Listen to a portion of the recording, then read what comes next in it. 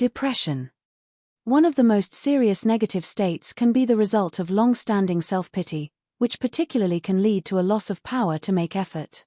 Even the mildest self-pity is negative in color. It can turn into romance with oneself, but is negative and has the color and taste of negative emotion, if we try to observe it. There was a teacher once that said, "If you will not pity yourself, then I will pity you." A dog, when it is washed, pities itself sometimes. What does it do? It takes advantage, jumps on your bed when it knows it must not. The teacher had a dog called Kakvas, which means like yourself. The thing to realize is that everyone tends to pity themselves. Rich or poor, married or single, successful or a failure. When a person pities themselves, they feel that they are owed, like the dog. If you feel that you are owed, then you will never truly begin to work on yourself. How could you?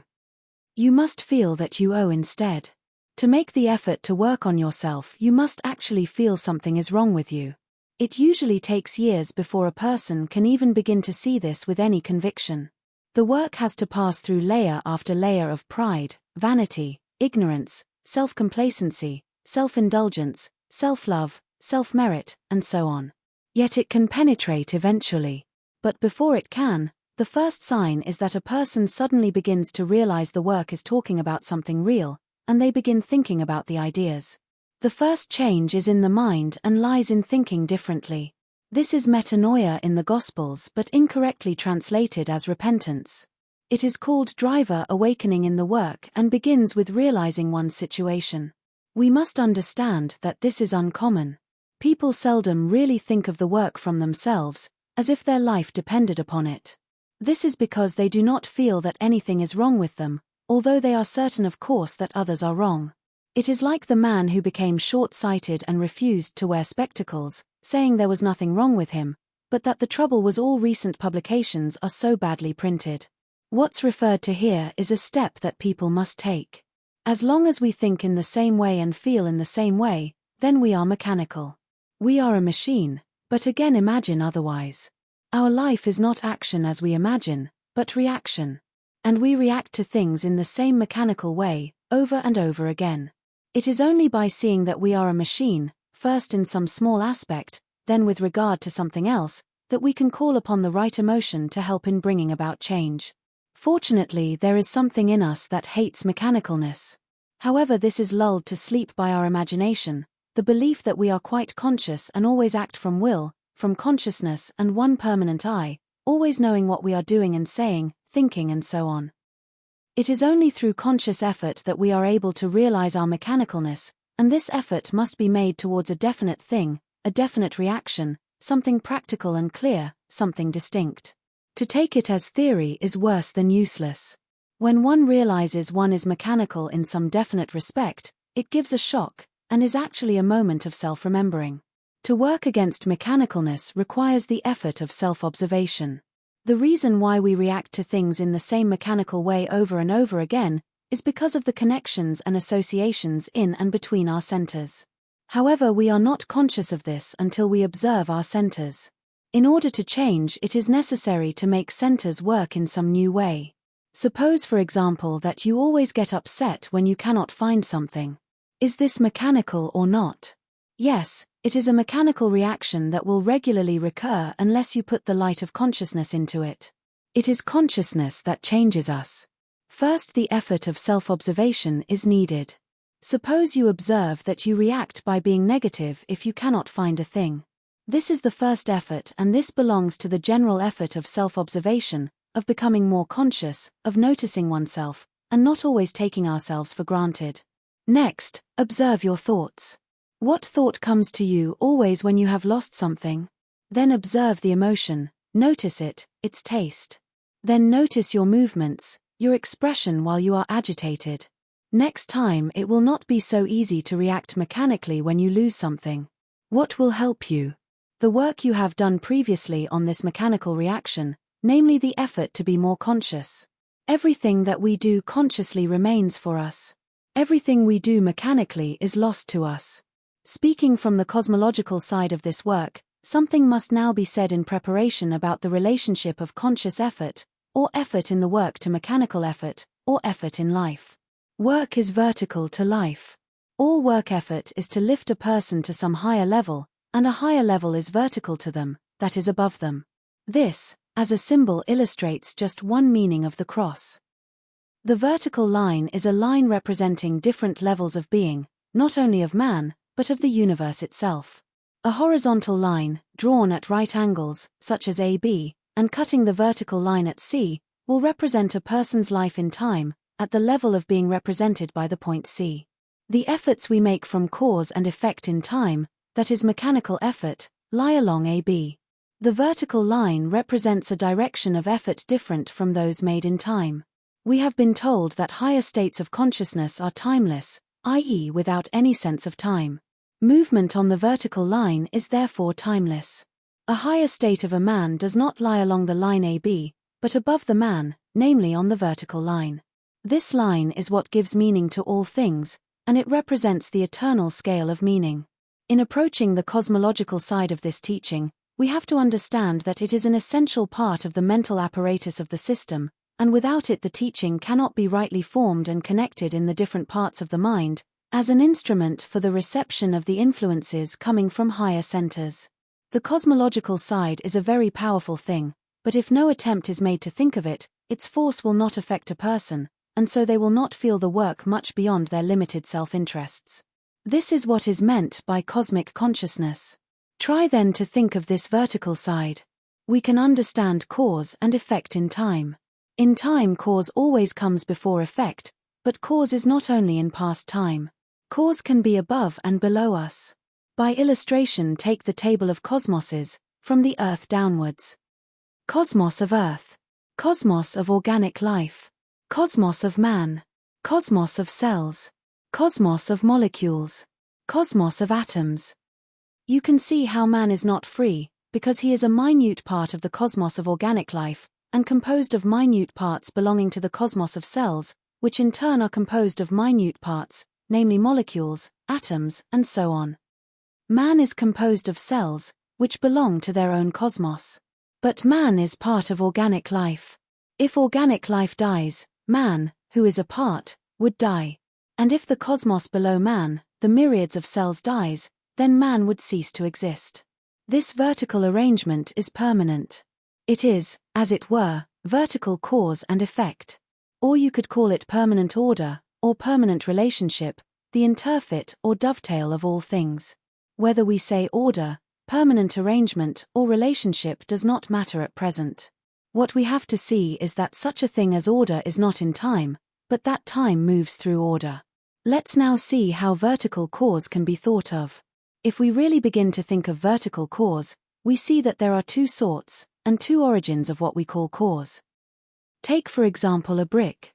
What is the vertical cause of a brick? Bricks would not be made unless there were the idea of a house. Therefore, in the vertical meaning, the house is the cause of the brick. But in the temporal meaning, horizontal in time, the brick kiln is the cause. So it can be represented as illustrated. The bricks make the house in time, but the house makes the bricks in the vertical scale of meaning. Man, as stated, stands like this in the center of the cross. He has vertical meaning and temporal meaning. The temporal cause of man is the past in time. Vertical cause is his meaning.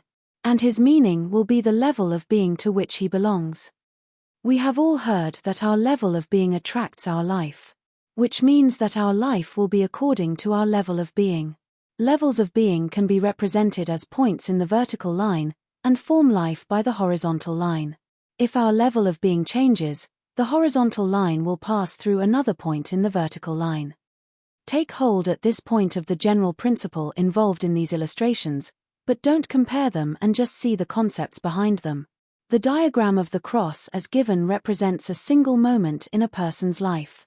In this single moment, the vertical line is cut across by the horizontal line of time. Every moment of a person's life can be represented in this way. The point of intersection of the vertical with the horizontal line is now. But this point only becomes now in its full meaning if the person is conscious. When someone is identified, there is no now for them. If they are asleep in time, being hurried on from past to future, identified with everything, there is no now in their life. There is not even a present moment.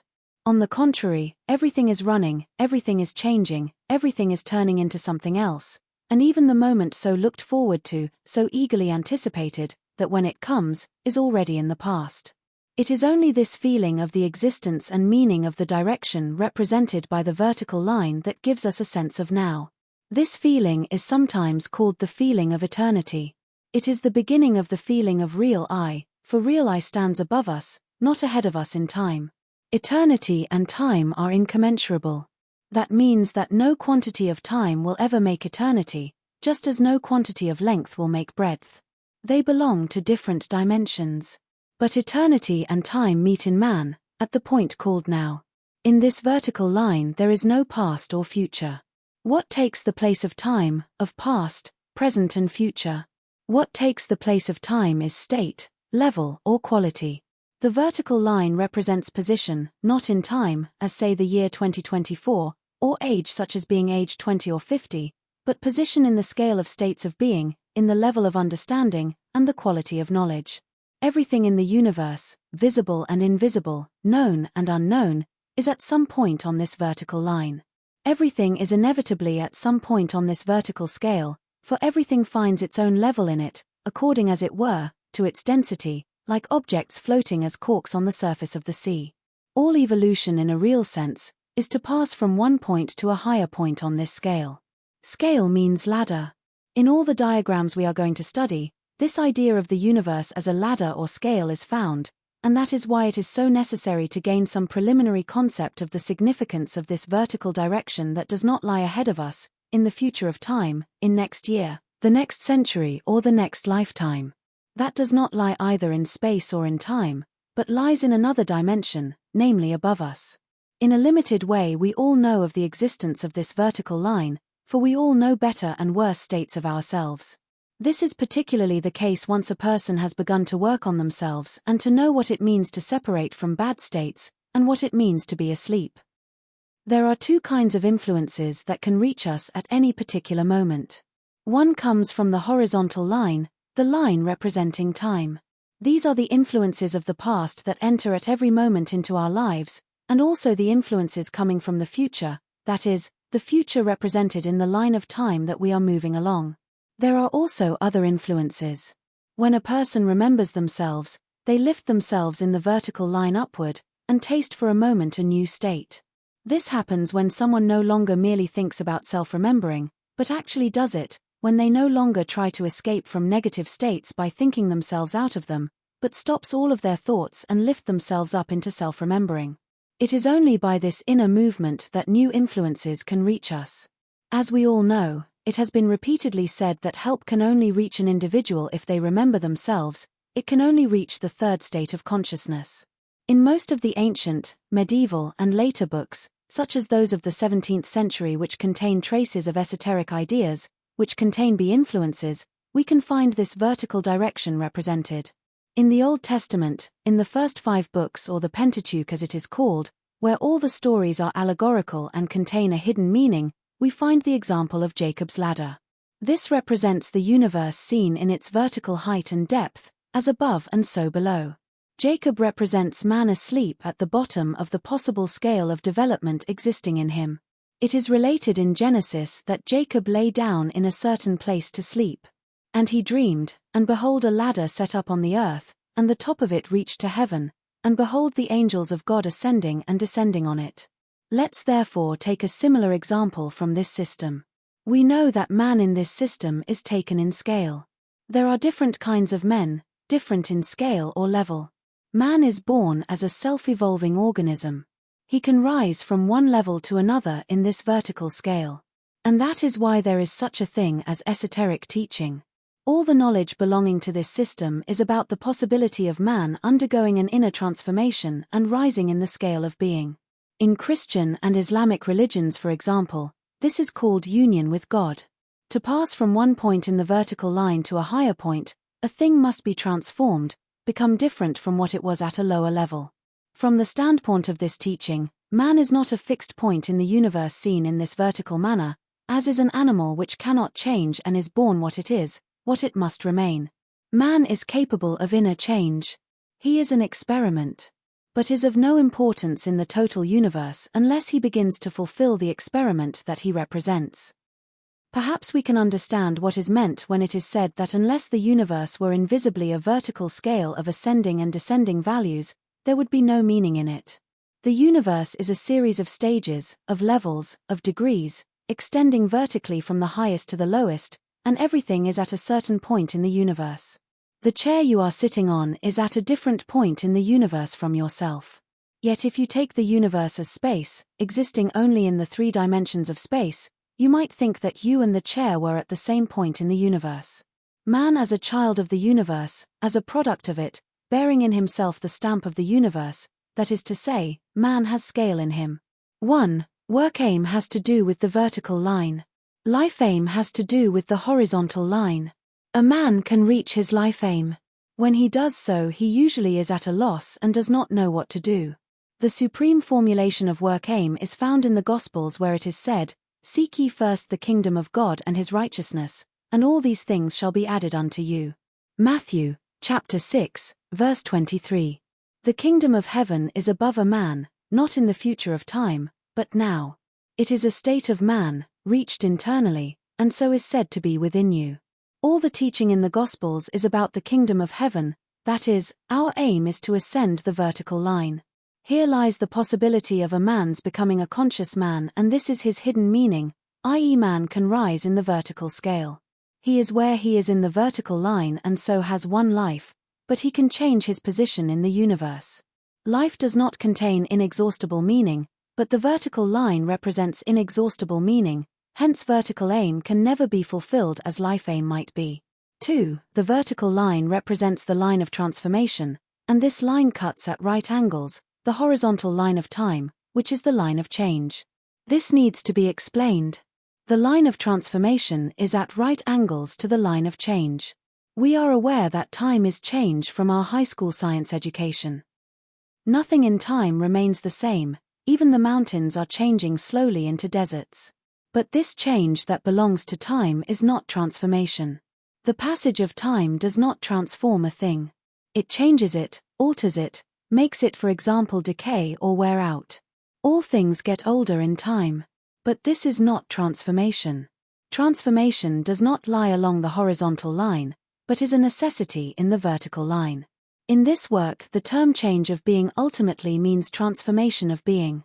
However, many changes must take place in time before any degree of transformation can occur.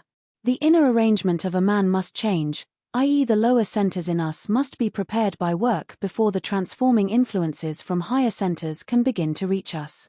The forces of transformation act from the vertical line.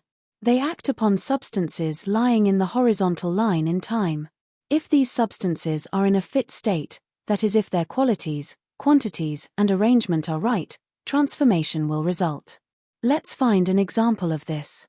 You know that in the cosmos below man, the world of living cells, certain of these cells are incomplete in their inner structure, because they are capable of developing into human beings. This is transformation. Strictly speaking, transformation is the real meaning of evolution. These cells have by union the necessary substances, and under certain conditions undergo transformation. Through the union of these cells, a human being results. However, as we all know, this takes a certain time as well. First in the internal arrangement of the minute world of the two cells after union and fertilization, where certain substances are selected and others are actually expelled from the united cells. And then with regard to their division, multiplication, and miraculous ordering subsequently. All these changes in time are controlled by the vertically acting forces of transformation, and the result is a passage of a living thing from one cosmos to another cosmos, from the cell cosmos to the cosmos of man. And, as we all know, similar and even more extraordinary transformation occurs in the insect world, where it would seem many experiments in transformation have already been made. A human being, a man, is again however incomplete, and so feels the desire for union. Those cells in him which are incomplete communicate their desire for completeness, and this forms one desire for union. But a man is not merely the reflection of the cell cosmos. He feels incomplete in other ways if he possesses magnetic center. Understand that in this vertical line, if we could move a thing upwards, it would at once become transformed. Whereas if we could move a thing in time, it would merely change, get younger or older according to the direction in which we moved it. 3. In this horizontal line representing our lives we live and move.